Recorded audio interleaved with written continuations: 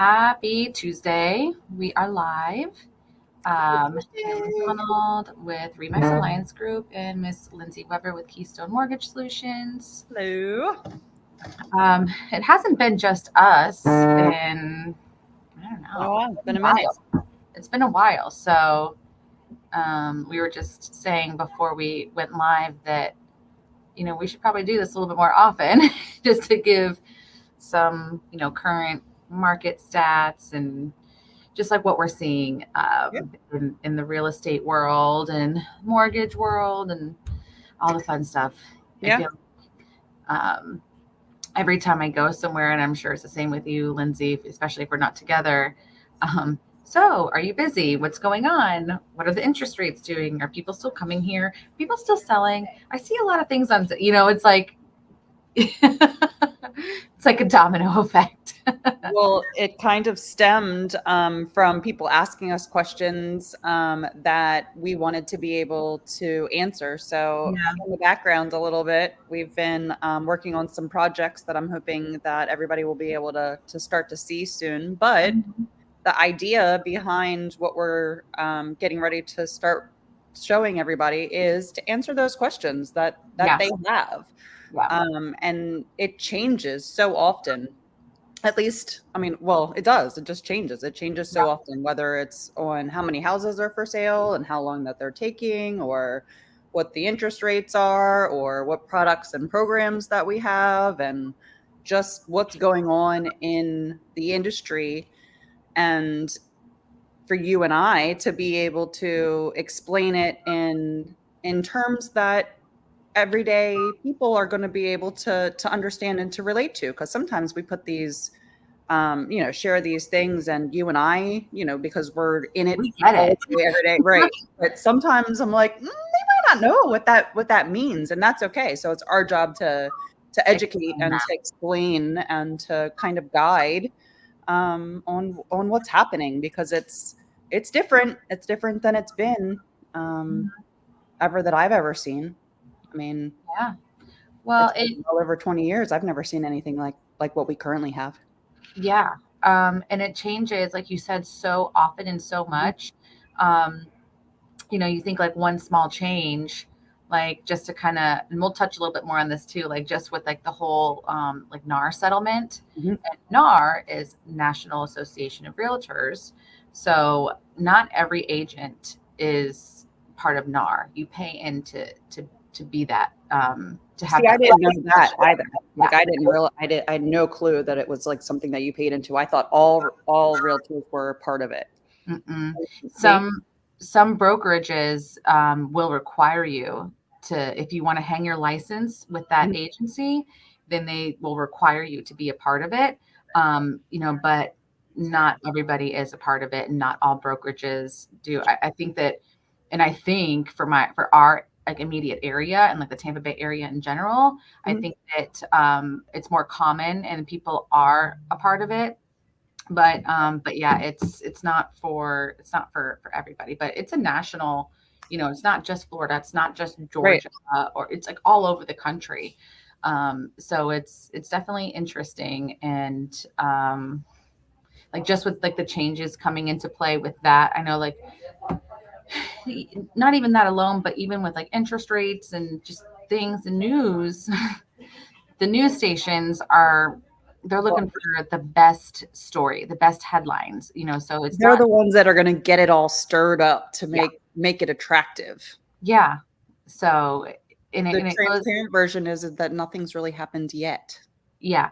So with the settlement, they were saying that these changes, and there's two real big changes that are happening, that these were going to come into effect July. It's not really like a law, like a legal thing. It's a not yet. It's not right.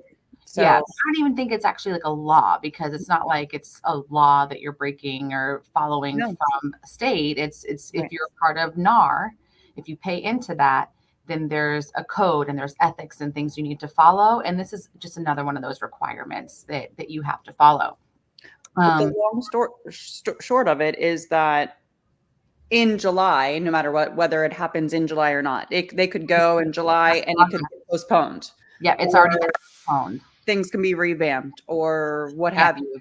But being prepared to be able to make those changes Mhm. when they do take place. Something will change. It's Sure. just how it looks. And everybody needs time to prepare for these Yeah. changes. So Even like us, like it affects us. it does. I'll let It you finish, does. but then I'll explain how it trickles down. Yeah, it Mhm. affects everybody. And like you said, being prepared, like at my brokerage, Remax, we have been talking about this settlement for like a year.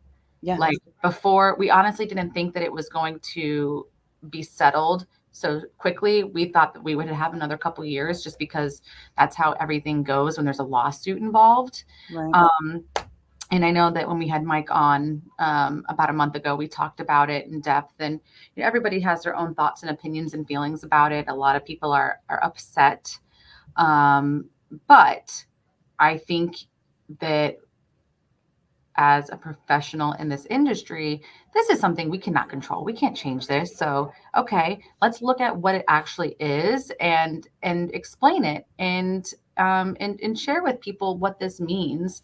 Don't be angry about it. It is what it is. I feel like our industry is always getting so many changes That's all the exactly what I time. was just going to say It, is like that no it's just matter a what, different thing. Yeah. we evolve.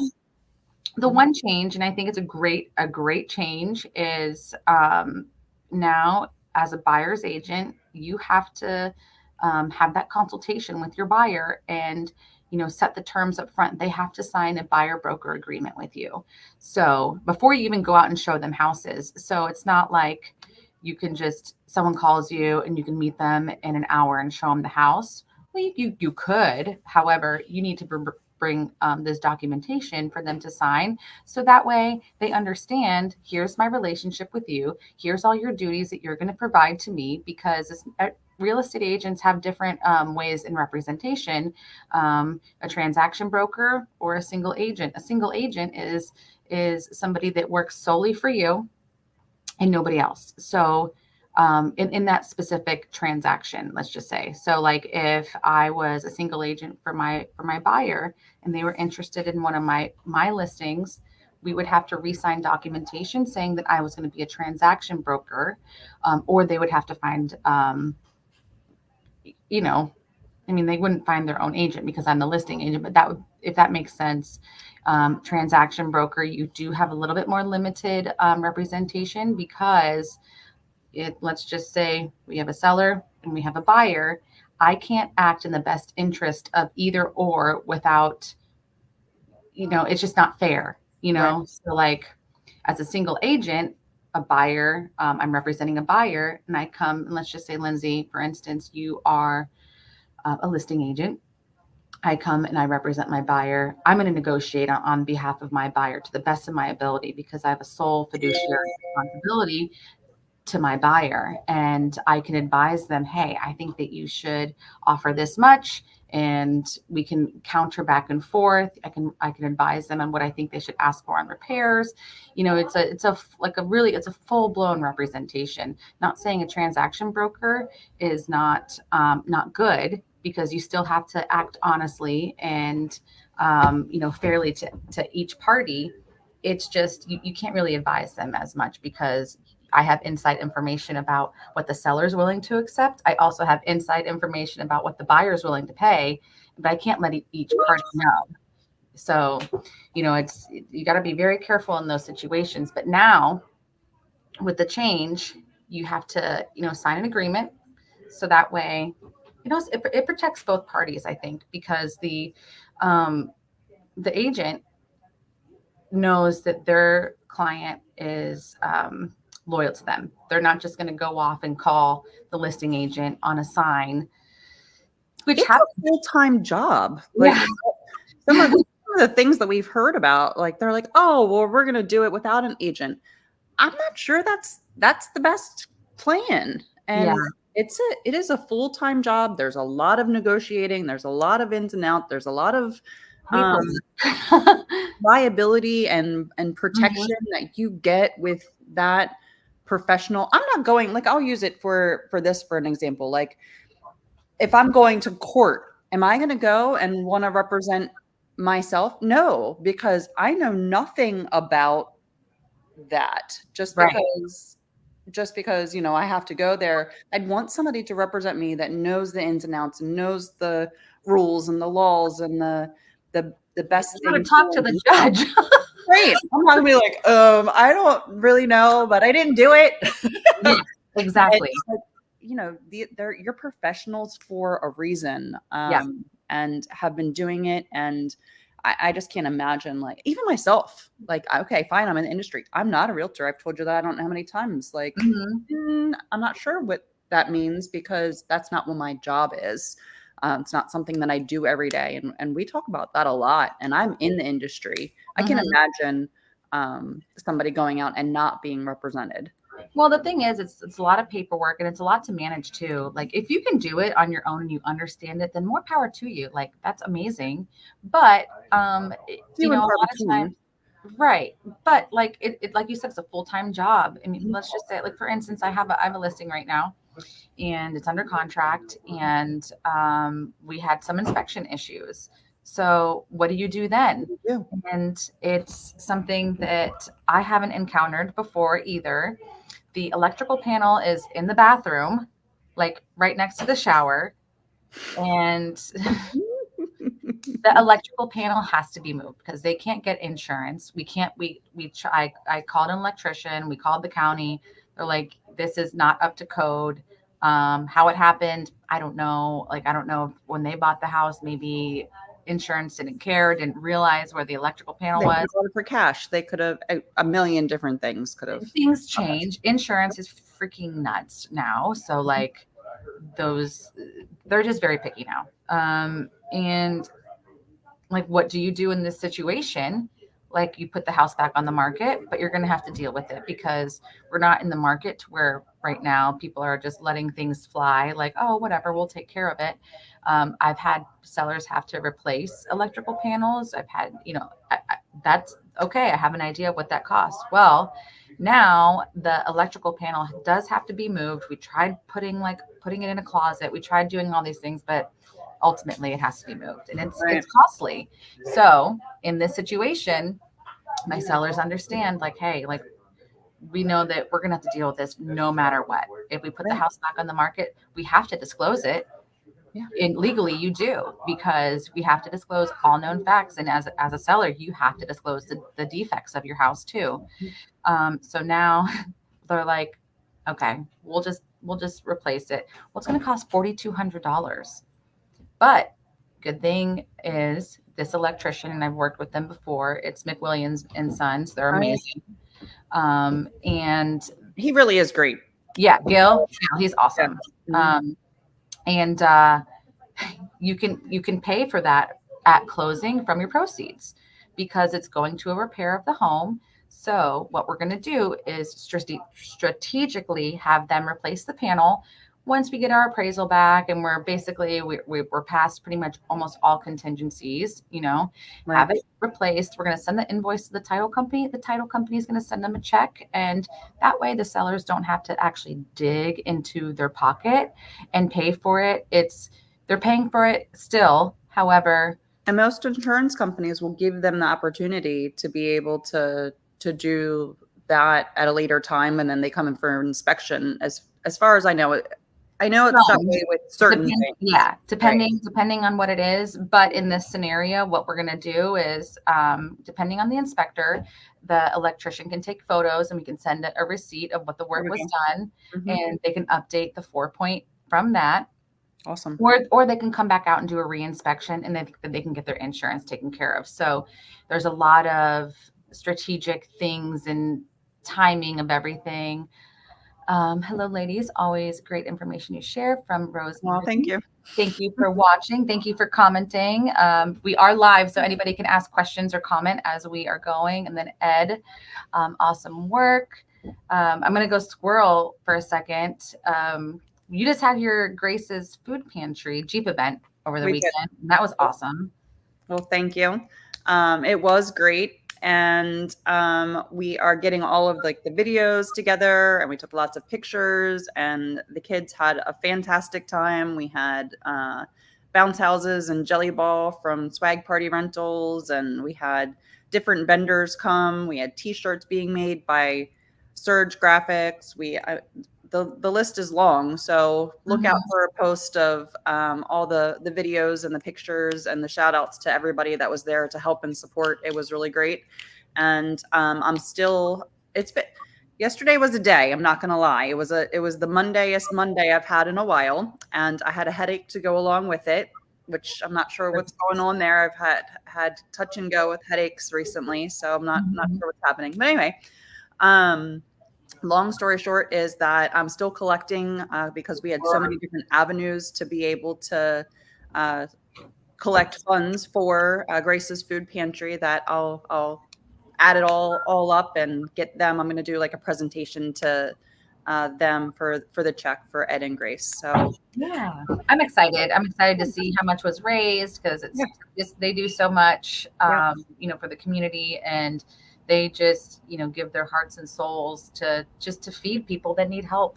Yeah, and they were able to come. It was hot. I'm not gonna lie, but it was still nice, and they were able to come and spend the entire day with us. So thank you for that, and it was great to have you. We had some Star Wars characters. That was really cool. Not gonna lie, They were cool. They were really cool. We were taking pictures, and I'm like, I want to stand next to Darth Vader. He was huge. Like, I can't believe how tall he was next to me, and I'm not small, but he was big. It was so cool. It was fun. So thank you. Yeah. Anyway. So I just wanted to go squirrel for a second. That's all right. As usual. So we talked about the buyer broker agreement, and the other big thing, and this is the bigger headline that people are saying, is the 6% commission is gone. First and foremost, there was never a 6% set commission. It wasn't even like I mean, I guess that I don't want to call it standard, because it wasn't standard. Like, it changes on every transaction. Yeah. 6% in a very long time. I'm not going to lie. Yeah. And that's part of being with NAR, is there's no like set commission. There's no agreed upon amount that people get paid. Right. I mean, and I've seen in MLS dollar amounts that were being offered as the buyer's compensation. So how this works, and how it has always worked, is the listing agent sets their fee with the seller. Mm-hmm. Now, within that, our listing agreements also have a cooperating broker compensation, which the minimum amount was $1. Okay, it was $1. Mm-hmm. And the listing agent then takes what their agreed upon commission or compensation that they're getting from the seller, and they determine how much they're going to pay a buyer's agent for bringing a buyer. So yes, essentially was the seller paying it, but they didn't determine that. It was what they were paying to the listing agent, and the listing agent was, giving them their compensation. However they wanted to, what they could have charged 7% and said, I'm going to give the buyer's agent 1%, or $500, $3,000, I've seen it all many different ways. So now MLS has now changed that $1 amount to $0. And part of this change with NAR is now they're taking that, and it's like a little tiny block in MLS that they're removing, because they're like, now we don't want you advertising. You're not allowed to advertise what that compensation is. Right. So with that being said, I think we're going to see a lot of agents that are going to play on that, so they can get more listings and say, oh, you don't have to pay the buyer's agent. And which they're going to limit themselves. Right. It's not beneficial. Right. Especially because we have these buyer broker agreements now. So if I have a buyer and they have an agreement signed with me, and in that agreement, it'll have some different options, whether, they're going to pay whatever the amount is that we agree upon, if it's not going to be paid or offered by the listing agent, which, that's one thing. But then let's say I call an agent, they really love this house, and they're like, we're not paying, or I'm not paying you. My buyer can't call that listing agent and say, I want to place an offer on this house. I want to see this house. Right. And if they can't afford to pay my compensation, then that you lose out on that sale, you lose out on that buyer. So we're going to see a lot of things like that. I think there's going to be a lot of agents who think like me and understand the scenario and know that it is beneficial to your seller to negotiate whatever it is, the compensation, with the listing agent, whatever their fee is, and then that listing agent is able to take whatever amount from there and It's essentially like, okay, say that there wasn't that line item and uh the realtor that's representing the seller already negotiated, say, I don't know, six, whatever, I'll use 6% just because. So they already negotiated that's the headline. 6%. What's that? Just because it's the headline. Right. Okay, fine. We'll use it. But like, you as that listing agent already know that a buyer's agent is going to bring buyers and part of that compensation is going to them Mhm. anyway. So number one, nothing has officially changed Right. that I'm aware of. Number two, like, we're not really changing anything. So we don't put it out there and say, oh, okay, we're going to pay you 2% opposed to 3% or 1%. I mean, in my mind, like, we're all in this together type of Yeah. thing. And let's be fair, nobody wants to work for free. Nobody wants to do Yeah. a lot of work and bring people, buyers, or even list a home for a compensation that isn't fair for the work and the time and the effort and the money that is spent to advertise for that house. I mean, there's so much that goes into it. And So much time yeah, and think about this too, as a consumer, whether you're a buyer or seller, your agent, your mortgage broker, nobody involved in the process unless you're an appraiser or an inspector. We don't get paid unless no, the unless unless that one unless the house yeah. closes. So Mhm. if all of that time and all that. Nobody's trying to make it messed up. Right. Everybody has the same goal in mind, and that's how I operate with, whether I'm on the buyer side or the seller You side. do. Whoever I'm representing 1000%. Yeah. with the other agent, I go, hey, let's do this together. We're a Yeah. team. I know that we both represent our people, but we both want them to either sell their house or buy their house, and we're in this together. It takes so many people involved, even on your end, on the mortgage end. You have processors, you have underwriters, in more people that I don't really know about involved in getting. Regardless, it's a lot. Oh, yeah, and appraisers and we're Mhm. getting insurance companies and the inspector, and they said this and they said that, and the underwriter looks at it one way, but we're reading guidelines a different way. It's a Mhm. lot. And if you're not all in, that's what I call it, all in as a team from start to finish, then it can be a very bumpy road for all involved and a lot of stress that's unnecessary. Correct. Yeah. Correct. So yeah, I mean that's really the change that is happening, and that why those two things kind of play together. But it's just beneficial for the seller, to not try to truly lowball your agent who's selling your house, Somebody's going to do it to you. because I mean, essentially, that could happen. Like, right. like if you have a buyer and that buyer's interested in buying somebody else's house and you just, compensated somebody unfairly on another one of their transactions. I don't know what's happening. I just got bumped off. Oh, No, yeah. you're on. My whole screen just went. Oh, Um, but like karma, that's the way that I look at it, and do the right thing. That's a well, lot. especially if you're selling and then buying, you're going to be in the same boat, Yeah.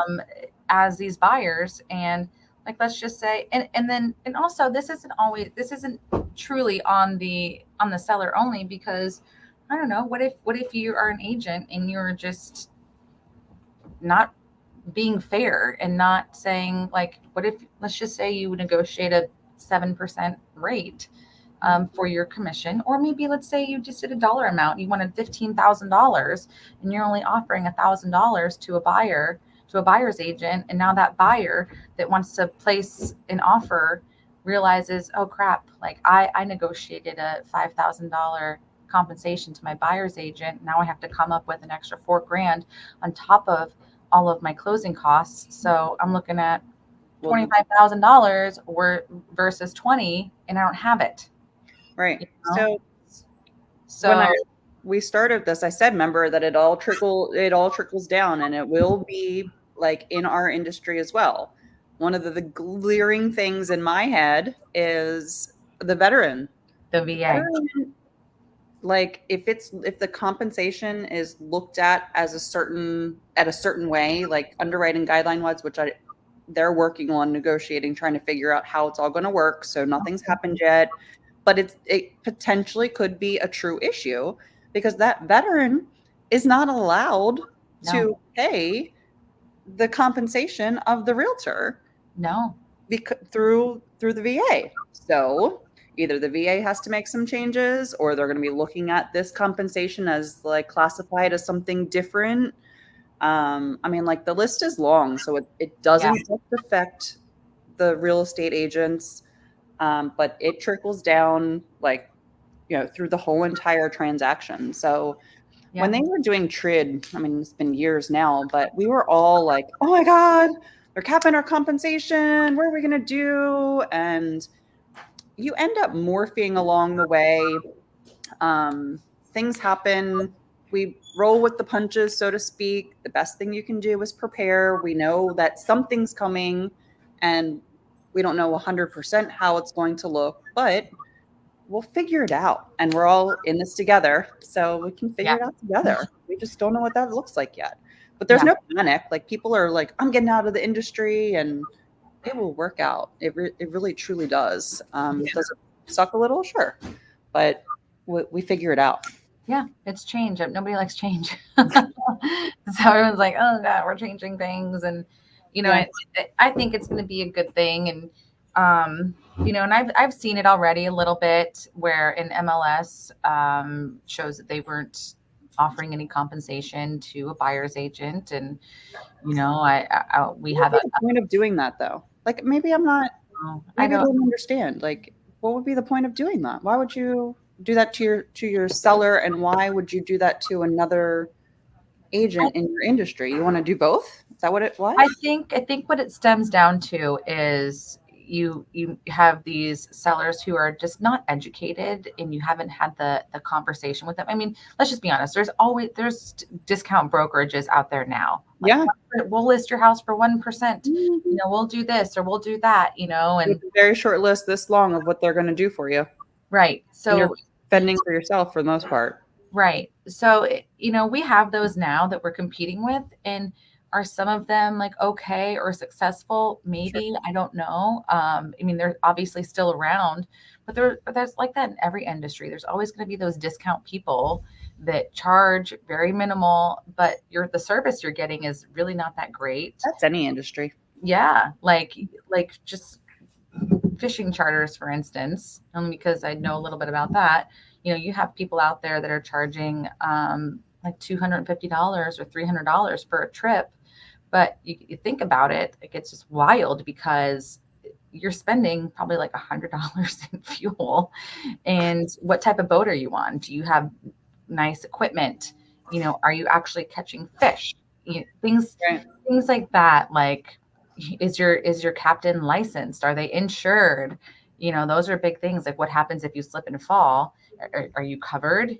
So it takes a lot, to run a business. I mean, it's the same thing, stores, people, tile people, people that are working on your home. Like, are these people licensed and insured? Do they have proper equipment? Do they have the money to pay for things ahead of time? So that way you're not paying somebody for a job before the job is done. Right. So like, and that's like a lot in our industry too. Like when you're listing a house, I am taking money from out of my pocket from my business to pay for professional photography, to pay Yeah. for video. I'm taking hours of my time to gather all the data of your house, review it with you, make sure that everything is correct, and we're highlighting everything about your house in the proper way. taking hours to do extra video, money to do web ads and online ads, social media ads, open houses. I mean, the list goes on. So funny thing, the other day we were doing a transaction, and my buyer was not represented by a real estate agent, and it was so it was a weird transaction because I'm updating them on my things within the transaction. Yeah, within your realm. But Yeah. I'm not thinking that, oh, their realtor's not telling them all of these things because they're usually represented by an agent, and they were like so confused and they were like upset, and I'm like, what is happening? That Yeah. is why, is because they didn't have somebody representing them and also holding their hand through that part of the transaction, not just the financial part, but like the inspections and the negotiations, and when are we going to closing, and getting them in contact with like the title company, and just being like part of the transaction. It stood out like a sore thumb. Like, oh Yeah. my gosh, like it was a very different transaction, and it was they should 1000% have had a realtor that was involved with them. Well, But and most of our jobs, you and I both, is educating them and preparing yeah. them for Mhm. what the process is going to be like. Like you said, the inspections, like what to expect when you're going through an inspection period, or what if something comes up and what do we do then? Like what are you Well, we entitled get to? an appraisal and something comes back and it's not like for some reason hitting value. I have no access to MLS. Hmm. I have no way of going in there and looking up, comparables. Or do I have tools? Yeah. Do I know that this is 100% going to work? No, because I'm not the one out there selling homes and knowing the areas. And yeah, I learn as I go type of thing, but not like that. My job is the numbers, not the houses. Yeah. And it's time consuming too. Remember the one that we Oh, had that we had to go through, pull up the best comps, write a whole summary about why we think that should be used. Like, I think that took me like 3 hours, yeah. and to pull like And what. I attempted to do it. I'm like, Kayla, like, here's what I have access to. And it was minute in comparison of the ability that you had with, MLS and just your knowledge of the industry. But And we got the value up. we did. It wasn't where we No, needed you to did. I clapped you on. I cheered you on. be. Well, I think it was a team effort because I For sent sure. everything over But to you. I think you had to reformat it or something. But we did get the value up $10,000. Um, and and that's not always the case. Like that was a big win, especially because it was a VA. mhm. And a lot of times you are kind of stuck with the appraisal that you get. If the appraiser is like, no, I'm sticking to my value, and I don't know how many times you've seen this happen on your end, but like how many times have you seen an actual like bad appraisal to where, underwriting and everybody on your end is like, yeah, actually, I think this appraiser was just way off. Let's order a new one and with a different appraiser. So I've seen it in other transactions more often than a VA. And this particular one that we're talking about was through the VA. And I had never, ever, ever seen the VA increase a value. Not only, well, so first of all, let's back up a little bit. The appraiser initially did it, and we still weren't satisfied, but he did increase his value, which I had never seen that happen. Usually VA appraisers are very set in stone of what they're going to do. Like, there's this is it. Too bad, so sad. Yeah. Take it to the VA if you don't like it. So not only did we get the appraiser to increase their value slightly, which I hadn't seen, we sent it to the VA afterwards with similar comparables, and we wrote in detail of what we were looking for. And the VA did it as well. So we closed the gap even further. And that's the part that I had absolutely never, ever seen. Ever. I mean, what I say, 1997 is when I started in this industry. I can't tell you how many VA loans that we've done. They're always a little bit more involved than other transactions for obvious reasons, but Mhm. never ever. So yes, I was ecstatic. Yeah, that was definitely a win. So, it's just there's so many things. And like another thing that I think that we talked about with one of the brokers in passing one day is we try to hide some of this stuff from our clients so they don't have the stress, and they don't have to worry about anything. But the one thing that we should start doing is doing what these attorneys do and have like a whole docket of everything that we did. Like, how many fires did we put out today? And you had no idea any of it was happening. Right. And you I know, always try to come up with a solution. I'm not gonna say that I don't want things, and things do come up. They just do. Every transaction's different. Mhm. But getting Yes. them, okay, here's our problem, whether it's this big or this big, doesn't matter. Here's what the issue is. Here's the options that we have to be able to fix it. Sometimes we can fix it on our own, and there's Mhm. no need to stress out the client. And we've moved on. But other times, we have to get them involved, and at least we have an idea of how to present it and say, here's the option, here's our issue, here's the options, what best works for you, here's our advice, type of thing. Yeah.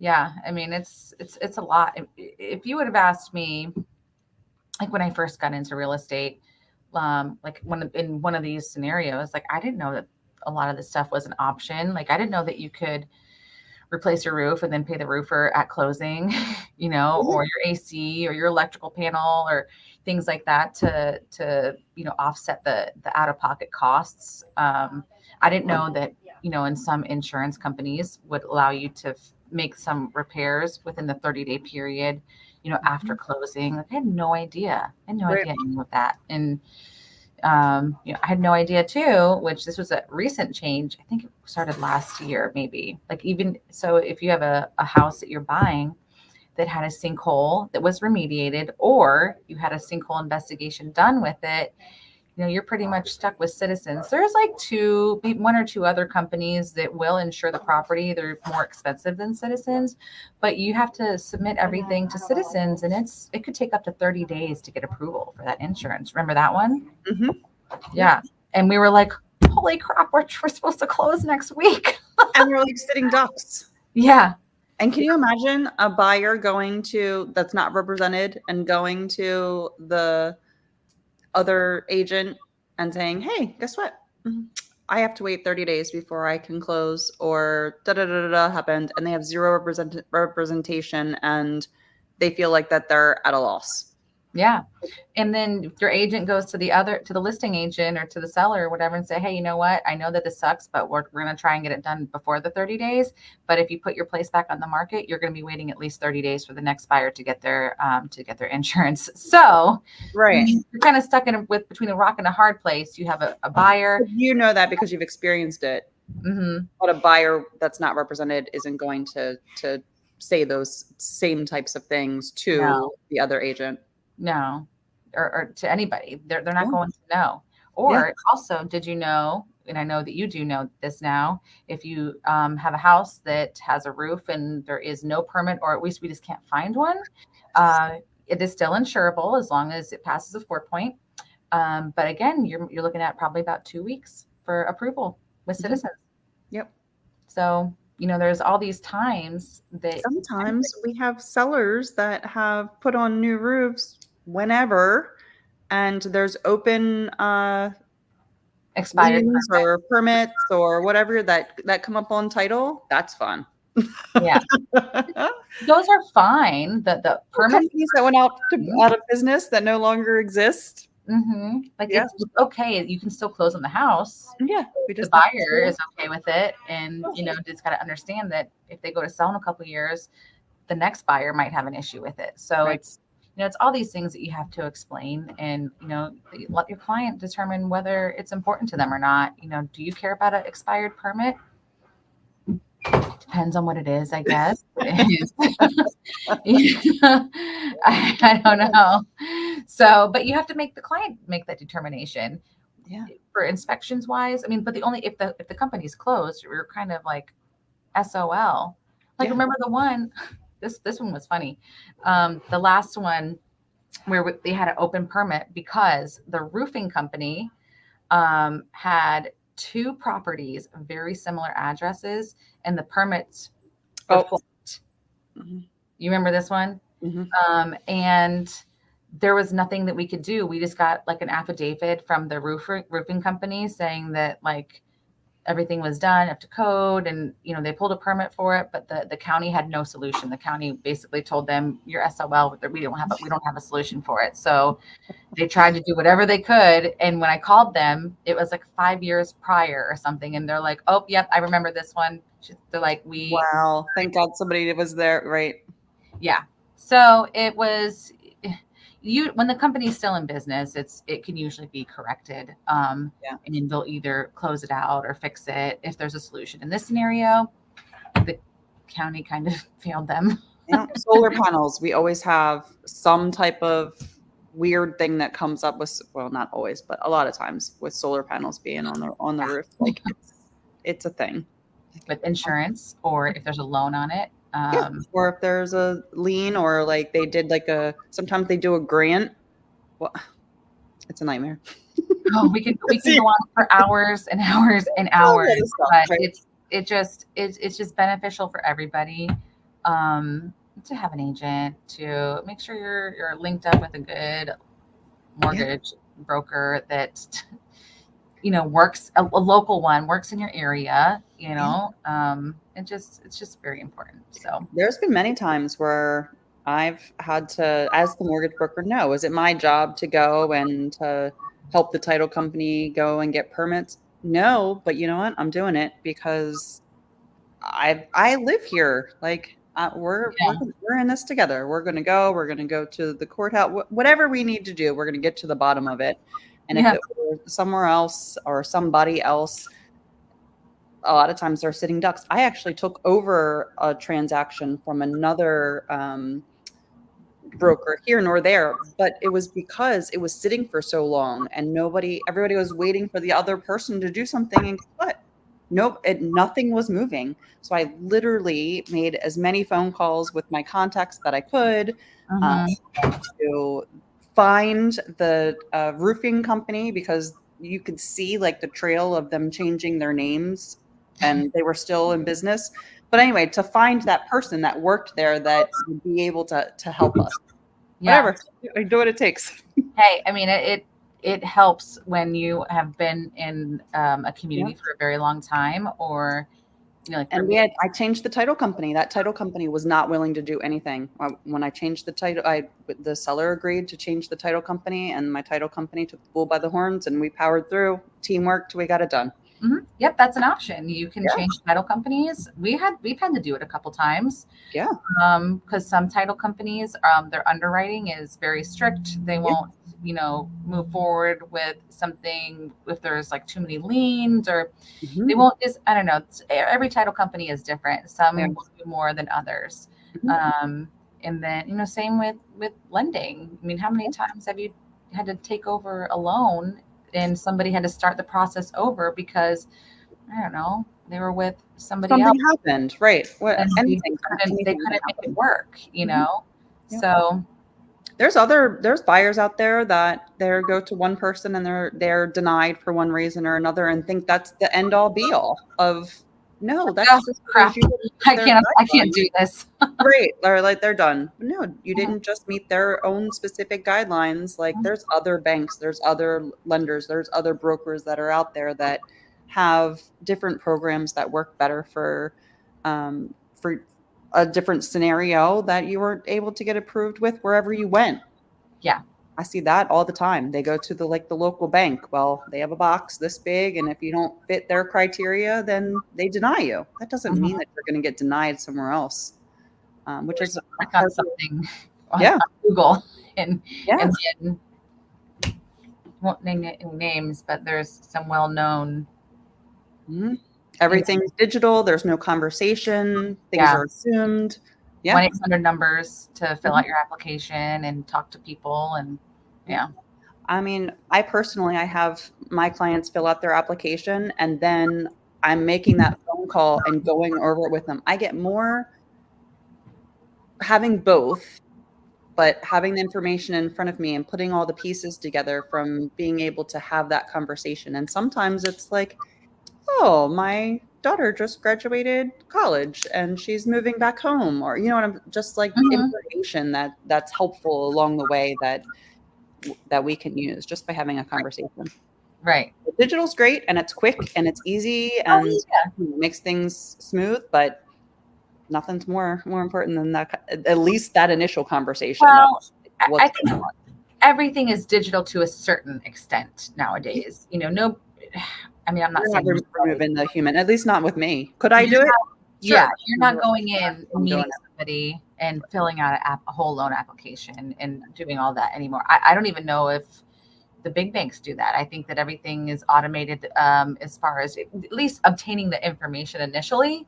Yeah. Um, just because it's so much paper, and it is so much easier to do it and have it. Everybody wants a digital copy anyway. Yeah.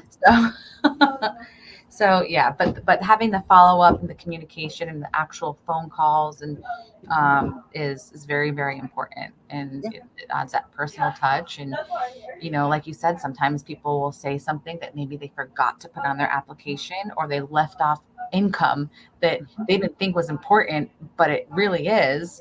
And it increases their approval because they can afford more. Yeah. I had somebody, they received Social Security for their child. Hmm. Well, the Social Security was in their name, but it was to benefit the child.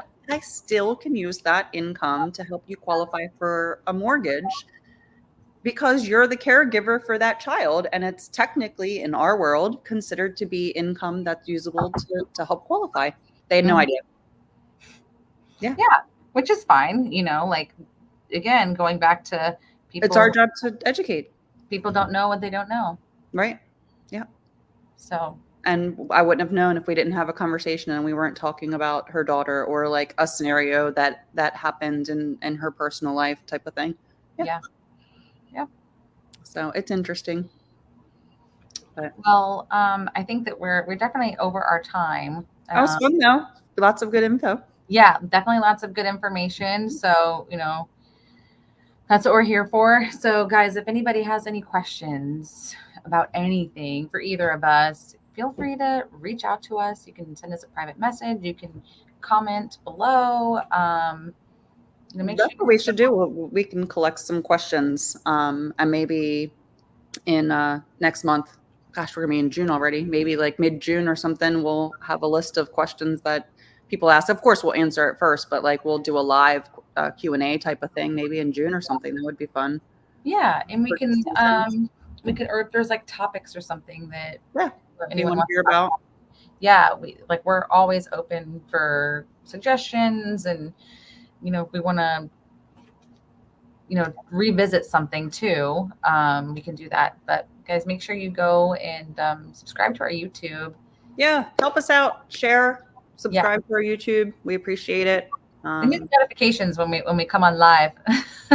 Yeah, yeah. So Maybe something we talk about helps somebody else. So we exactly. appreciate anything that you can do. Subscribe to our YouTube, share, like our post, and ask questions. We'll gladly help and answer. And we do have a lot of information coming out, which we talked about in the beginning. We have some new things that we're going to be launching here soon. We don't have an ETA yet, but It's coming. it Jess is. is helping us. So Mhm, mhm.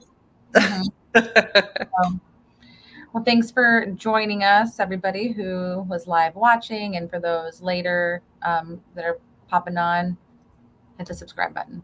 Okay. All right. Thank you, Miss Kayla. Have a great day. All right, thanks. You too.